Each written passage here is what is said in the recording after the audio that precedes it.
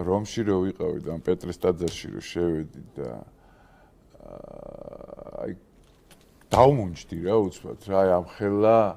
და კიდეც არა მარტო პეტრეს ტაძარში ხო იქ რუსულ ეკლესიებში ძალიან ბევრი აი ესეთი გადაბჭყიალებული სიმდიდრე და ოქროში ჩასმული და პეტრეს ტაძარის და ის და დავითრგუნე რა ძალიან მაგრა დავითრგუნე და მე გამახსენდა სვეტიცხოვლის სისადავე და აი აღარ შევადარე ეს ორი ქრისტიანული სამყარო ერთმანეთს საერთოდ სხვაგანა ვართ ჩვენ და სხვაგან არიან ისინი რა ეგეთი შთაბეჭდილება დამჭა რა ანუ ისინი სადაც არიან და რაც ემართებათ დღეს ეს კანონზომიერია ლოგიკურია ესე მგონია მე რა და აქ ჩვენთან აი აბსოლუტურად სხვა ქრისტიანობაა სხვანაირი ამბავია რა ხო თითქოს ორივე ქრისტიანობაა ხო არა სულიერათაც თუ შეხედავ ხო სხვანაირი განცდები გეუფლება რა აქ ძალიან დიდი სისადავის იქ ძალიან დიდი სიმდიდრის და იმის და აი და საბოლოო ჯამში მივიდნენ იქამდე სადაც მივიდნენ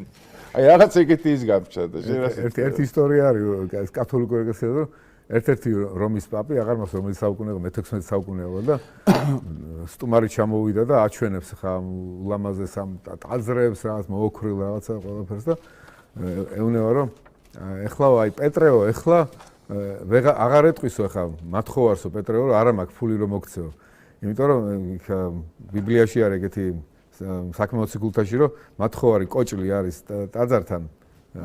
და მათხოვრობს და პეტრე შედის ტაძარში ესე ეუბნება მათხოვარსო მე ფული არა მაქვს ოქრო და ვერცხლი არა მაქვსო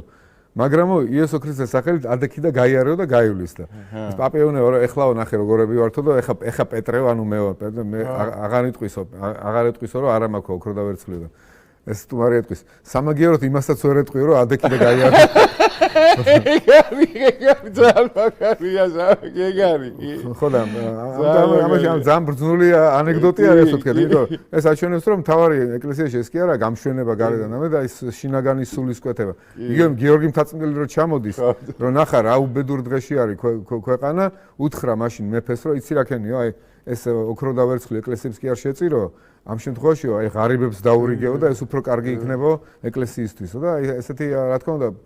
არსი არ უნდა დაიკარგოს ხო არსი არის მადლის მსახურება თუმცა გამშვენება ეკლესიის ძალიან კარგი არის ეს სვეტიცხოვლის რა ლამაზად არის აშენებული როგორი მოჩუქურთმებულია როგორი რა ვიცი დიადი არის ხო მაგრამ ოქრო ვერცხლში არ არის ჩასმული და არ ითრგუნები რა ეგ მართალია მაგრამ შენ რატო აი არ დარჩა ჩვენთან საერო ლამაზი შენობები შუა საუკუნეებიდან ერთად გეგუთის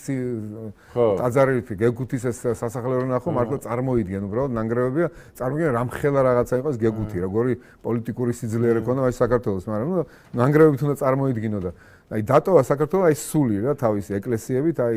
გელათით სვეტიცხოველით ალავერდით აი ჩანს რომ ქართველებს როგორ უღირდათ თავის სარწმუნება რომ ყველაზე ლამაზ მკვიდრ და ასე ვთქვათ, აი შთამბეჭდავ შენობებს აშენებდნენ ეკლესიებს. და ეს სულიც როგორ გააგრძელა დღეს უწმინდესმა რა. აი როგორ გააგრძელა ესე იგი ამხელა ათეისტური 70 წლიანი თუ მეტი არა დროის მე როგორ თითქოს როგორ შემოატრიალა ეს გემი რა და წაიყვანა ამ სულიერების. ეს არის თავარი მიღწევა ჩვენი რა. მე რო ეხლა ჩემს ეკითხა მე-10 კლასში რო ვიყავი დაუშვათ რომ შენ შეიძლება ეკლესიაში წახვიდე წირვაზე და იმარხულო ვიყოდი წარმოუდგენელი იქნება შემთხვევით სრულია და სხვა სამყარო იქნებოდა დღეს ეს ისეთი რუტინული გახდა და კარგიც არა ეს რუტინული გახდა ცოტა უნდა იფიქრო ამაზე უფრო ბევრი ყოველთვის უნდა გააცხოველო საკუთარ თავში აზრი რასთან გაქვს ურთიერთობა რა სიწმინდეა მარადისობა აი ეს იდუმალება აი ეს ყველაფერი უნდა სულ იმუშაო ამაზე რომ არ გახდეს რუტინა მაგრამ ეს გახდა რუტინა აი კარგი გაგებით გახდა რომ უამრავი ხალხი დადის ეგრე უამრავი ხალხი მარხულობს დადის ლოცვას სწავლობს რა ვიცი ეცნობა ამ სულიერ ცხოვრებას და ეს ხო უკვალოდ არ ქრება მე ის თავის შვილებს ასწავლის ამას და მოკლედ